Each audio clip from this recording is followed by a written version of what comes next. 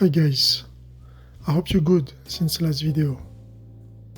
Why Kubernetes could be a solution to have high availability for AI app deployments.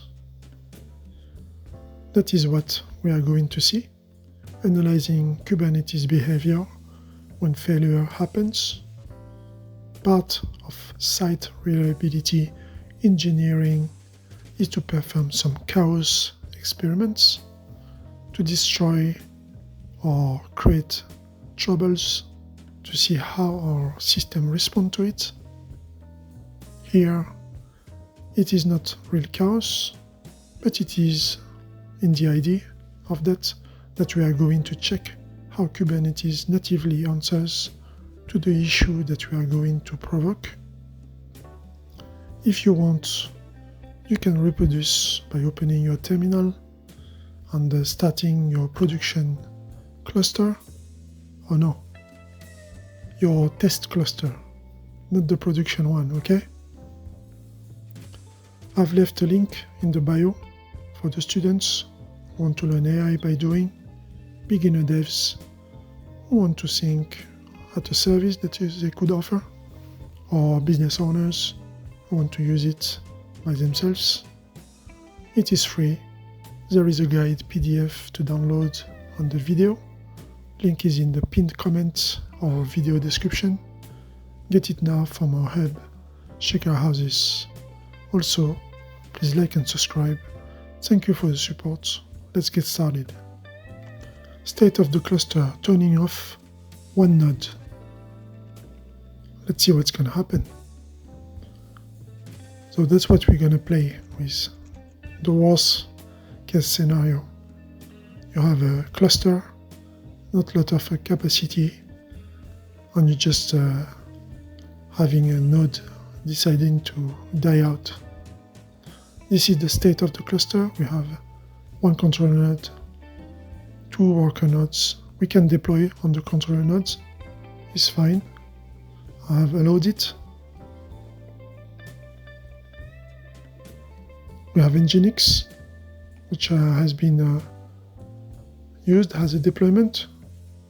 There's one pod in each node, so one controller, node 1 and node 2 have one pod each.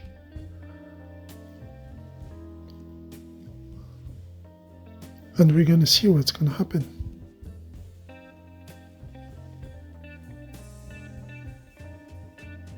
So I still have the kube scheduler, which is not ready yet, and Calico. Just wait a bit. I just turned on the cluster.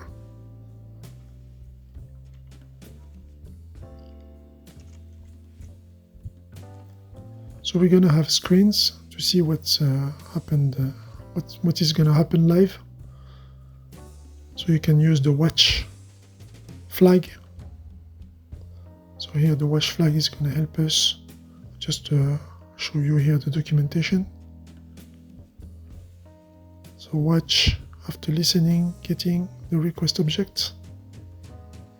So it's going to be just keeping it alive. So whenever the state changes, we can see those change.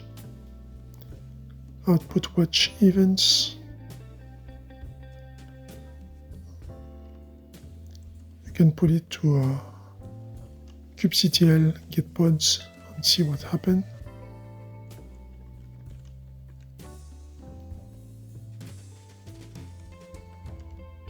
I'm just going to enter here a command. I just check if we can see the events, because we might need to see also to have another terminal open to see the events happening, so that we can see the pod changing, being rotated, if there's any rotation, or how the state of the cluster changes, what are the steps. So key, which is alias for Kubernetes or kubectl, events, all namespaces, watch. No. Trying to find the right comment. Write it in the comment section if you know. Okay. I've seen that you have written it. You can see in the future now. So this is the command k events all namespaces watch. So namespaces has to be written properly. So we can see here some different logs around the state of the cluster. This is normal. Kubescheduler is working. We got a connection refused here for the pod. Has timed out the TLS handcheck. So that's how we will be able to follow on the state of the cluster. So you've seen those two commands, one for the pods and one for the events happening in the cluster. So you can see here that now Calico and the scheduler are running, everything is fine, the cluster is ready for our experiment. In the middle of the screen on the top, you can see we are in the controller node. I'm going to start here. The events are already on. We have different terminals for that. On the pods, we are watching the pods. So here we moved in the node 2. We're going to shut down the node 2. So it's scheduled to be shut down in a few minutes. Just going to wait a bit and see what's going to happen to our Nginx deployment, which has been deployed in different nodes. Here I check the browser. Is the user feeling the change? Is there any downtime? At the moment there's no downtime. Okay, the node is being shut down. And now we can see some changes. It says not ready for all the daemon sets. Calico, kubeproxy. Also, no, for the pods, not for the daemon sets. So kubeproxy, Nginx, and the Calico pods. So in the documentation, I've seen that it can take up to 5 minutes for the cluster to consider that the worker node is dead, and then perform some actions in order to keep those pods alive. So what is good is a kind of automatic system happening. There's some timeouts set up. Okay. So we've seen here that those pods have been recreated. Just need to check where they've been recreated, because we got Nginx at the end, and now we can see that those pods have been recreated. Let's see. Oh, wild. Okay, so for the moment it's not yet being rescheduled in any other node, because we can see here node 2 controller and node 1. Node 1 is still being listed. So we're still in this range of the 5 minutes.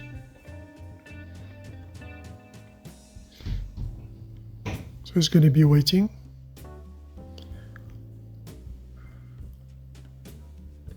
We keep investigating on that, and we wait to see what's going to happen. We're going to use the watch command because it's imminent.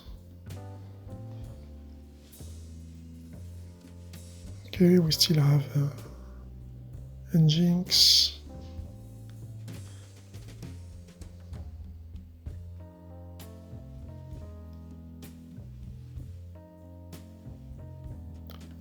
So we wait together and see what's gonna happen, because that's what it's about. This video is to observe what is the behavior of Kubernetes when we just decide to get rid of a node. Oh, something happened now. Scheduled, successful, create, replica set. The deployment has been recreated. terminating one pod pending creating the pods. Okay, running. So now the pod has been recreated. So you see there's an automatic redeployment, rescheduling of this pod to another available node. There's some health check done. The one for the node 1 is dead. It's been 5 minutes. And now it's pulling the image. We can see what you could see in the lines of a describe of the pod. That's what is good with the events. You can see all the logs. And now the pod is running. Let's check all wide. And you see here node 1, and controller. Node 2, Creditizens terminating. Okay, so that's the node 2 that I have turned off. So that it was the node 1. Node 2 is down, is here marked as terminating.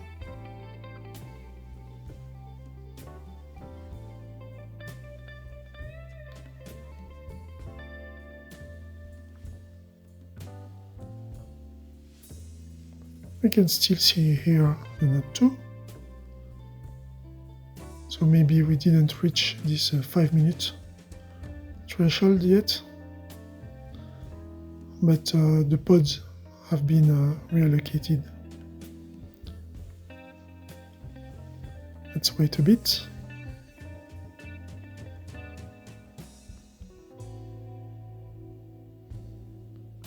But you can guess already what is happening. So if your intern is so ecological and want to save energy, just decide to turn off one of your nodes in production. Because he had last week an amazing training on saving energy, and decide to just take the initiative this time. So if you have enough capacity in the other nodes, your workload is going to be rescheduled in some other nodes. Now your SRE DevOps team are going to be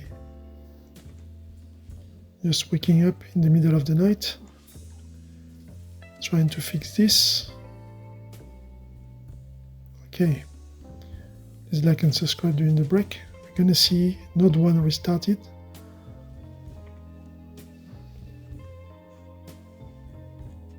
So is it node 1 or node 2 that I did close?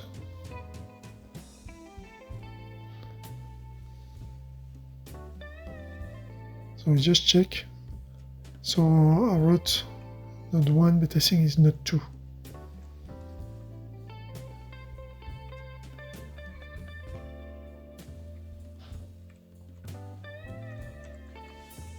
Let me get the nodes so that I'm fixed and I know which one I have turned off.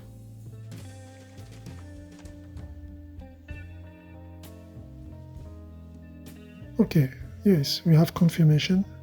It's node 2 that I had turned off. Now I have the node coming back to life. Now it's in a ready state. Those are my nodes. Okay, so we get font volume setup failed. Kill pod. Let's see what's going to happen. Do we get an automatic reallocation? Yes, but the daemon set's going to be reallocated. The node is back, so the proxy and Calico is going to go back in that, going to be redeployed in that node. Node 1, Nginx. So node 2 yet doesn't have those, but kubectl have been deployed, and the Calico pod have been deployed. Okay, the bird. So So this is about the networking for the Calico pod. As we see, everything is being redeployed, the readiness, connection refused. So it's going to take a while, but there's an automatic process for those abstracted layers of networking. Node 1, Node 2 controller for Calico, back to life. Same for the kubeproxy. So that means that from now on, if you do new deployments, you will be able to have those deployments in the nodes too, again. Okay, I'm just gonna now see the events. Okay, this is what we had before. 18 minutes.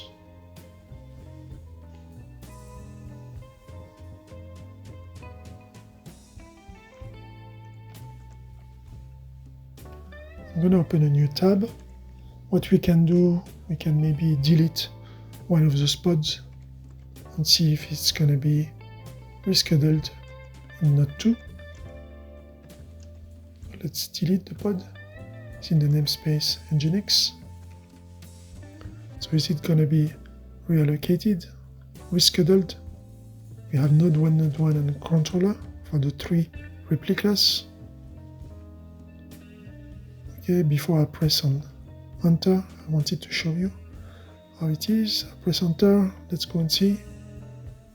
Scheduled. Okay. Terminating and running. So all is done properly for the user to not feel any change in the front end.